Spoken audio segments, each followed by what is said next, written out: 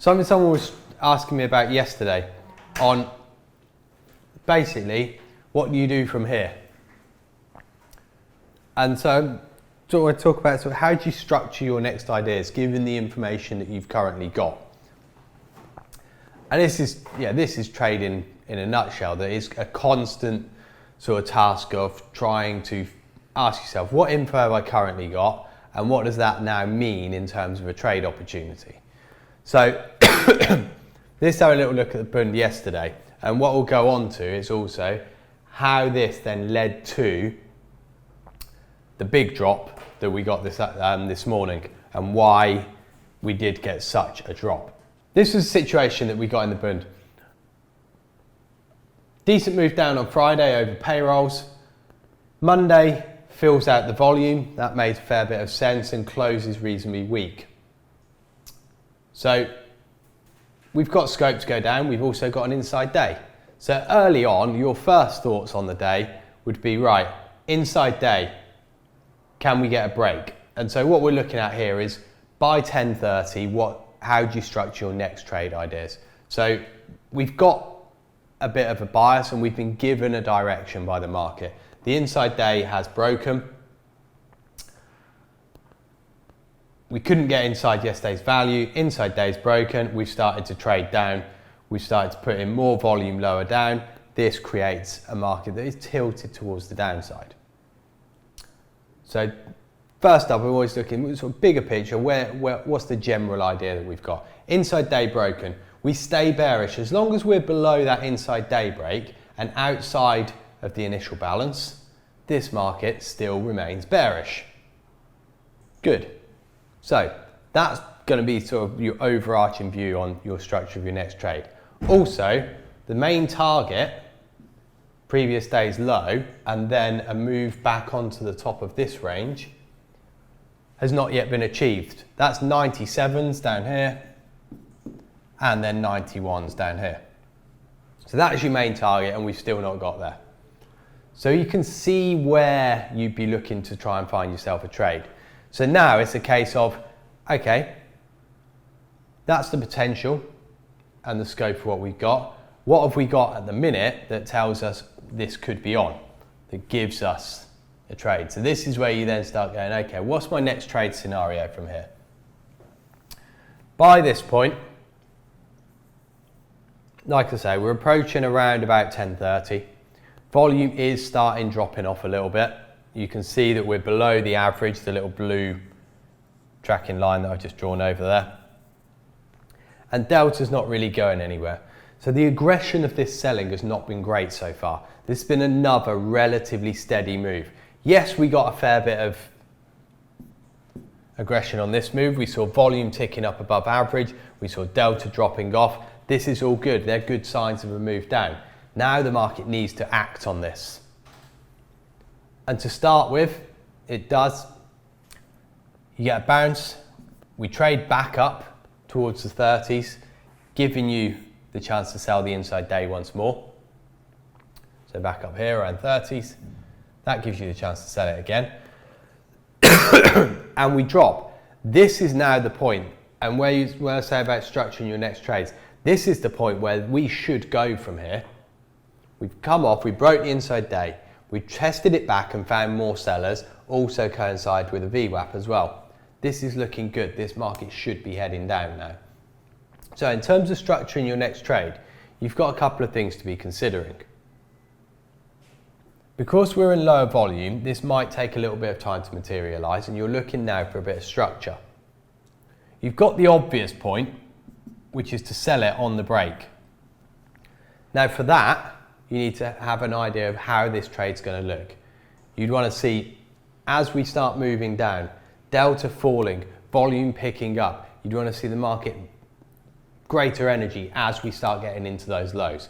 Once you see that, that's where you think, yeah, this is good, I'm going to go for it.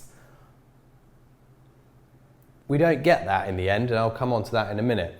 The other thing that you need to also be thinking about, and always ask yourself, what's the counter to this? What else could possibly happen? And what else could possibly happen is this remains a small rectangle between 10s and 19s, and it breaks to the upside. And we get a reversal taking us back up once again to those 30s, and a day that, rather than progressing lower, turns into a balancing type day between 32s and maybe 10s, maybe with a small break. So at that point, that would be my two trade scenarios really. We're going to see a change in energy within the range or as we approach the bottom to sell, to go for those targets down at 97 and 91. That's maintaining the trend, and that would be my preferred trade, if you will. But also you've got the counter of that. If we start to get out of this range to the upside, we could well see another reversal, and that then gives you a lot of information. What that tells you is this is not a market that is willing to trend for the day, and your expectations of anything greater now should very much be lowered and be looking more for a rotational two-way trading day. So let's go and have a little look at what the result of all this was. This is where we just were, where I had that little box drawn and where we talked about the idea of it going up or down.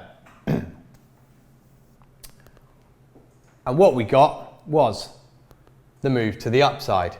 So it meant that you weren't without trade, because you got this sort of inability of delta to move, low volume, the possibility of a move up was there. Doesn't necessarily mean that you had to be on it, but what it does mean is that you're not surprised when it happens and you're not then at a loss as to what to do next. So we get the move back up. What this has left though, is this has left a bad low now. Multiple trades at the same price, or at virtually the same price. So 10s and 11s. That's now a target. So we progress back up, and you do still have a trade. As the day goes on, what you've now learned, like I said, is that this isn't a market that has got the volume, the energy, or the willingness to turn into much of a trend type day. But as long as it's staying below the inside day break and the initial balance, so this little box here, 30s to 34s, you've still got a trade. You've still got scope to play for the break of the low. You get the move up there. This gives you a potential passive entry. Get in that little box, and your play from here is then, as you come out of this little rectangle, to go for a break of the low. But that should then be how you structure your trade going forward, that you're not selling it up here and expecting 97s, 91s, 84s lower.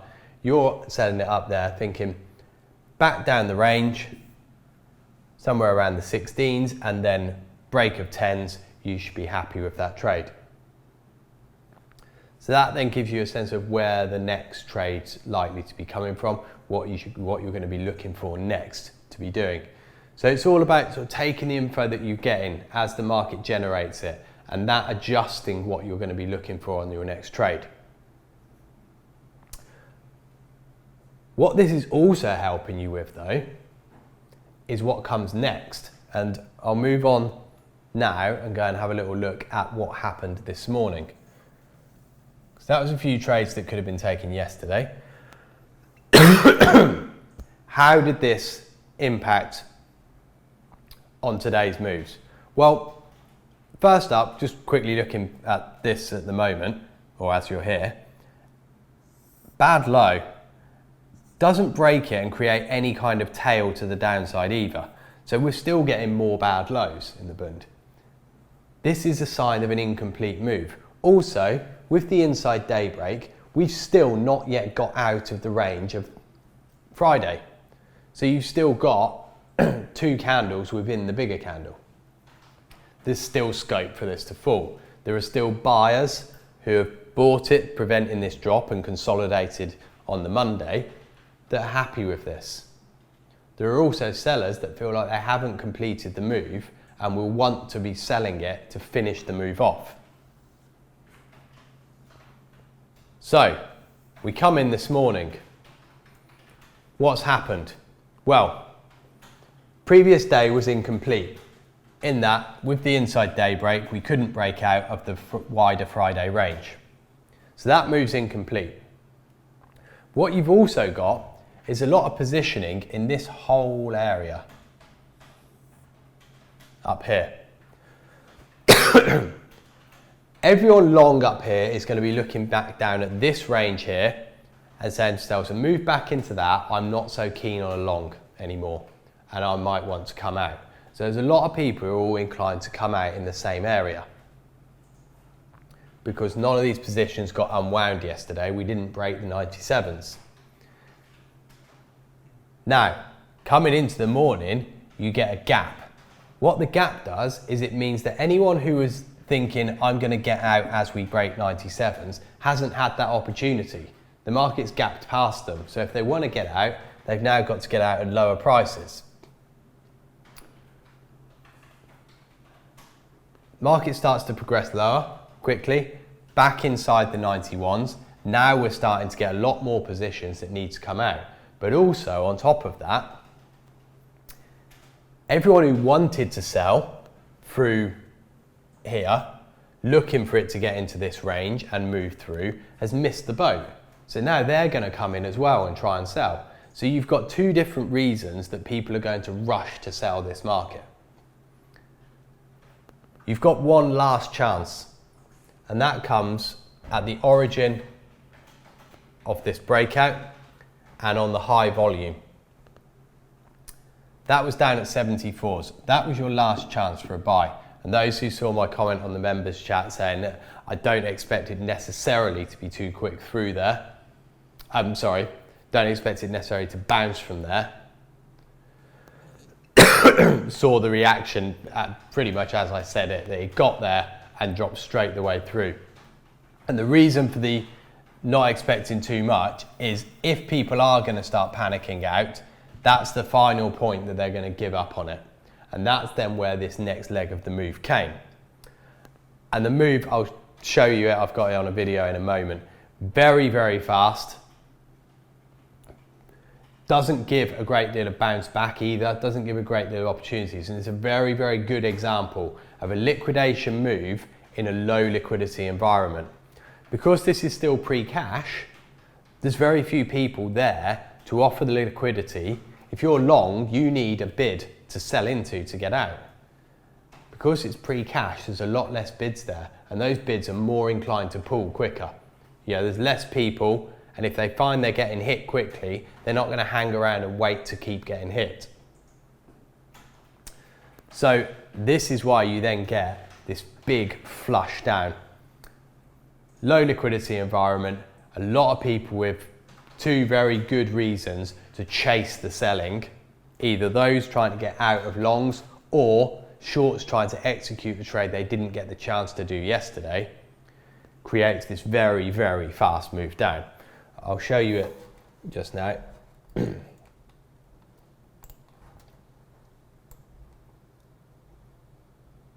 So here we go, here's the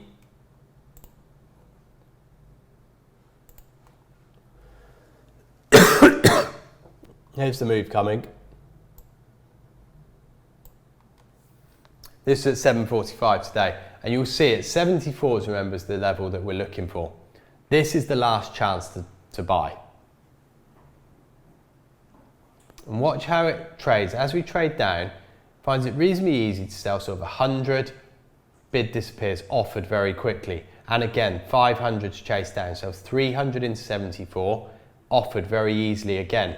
So no one's buying it back. Look how much trades into the bid. Whenever it trades up, it's very little that trades up, and then when it trades down, it sells into the bid and very easily goes offered. This is that sign of a liquidation panic move. Imagine you're trying to sell it. You don't get a chance. It's not ticking back to you, which means you now need to go and sell at market. If you sell at market, someone else is going to miss out, and it's not ticking back up to them. Yeah, you're watching most of this early part of the move, people aren't getting 2 ticks of bounce, meaning that if it can't bounce, you can't get in if you're leaving offers. And this then perpetuates the panic. If you can't get filled on an offer, you're then going to have to come and hit market, which means others are going to have to come and hit market, and then others are going to come and have to hit market.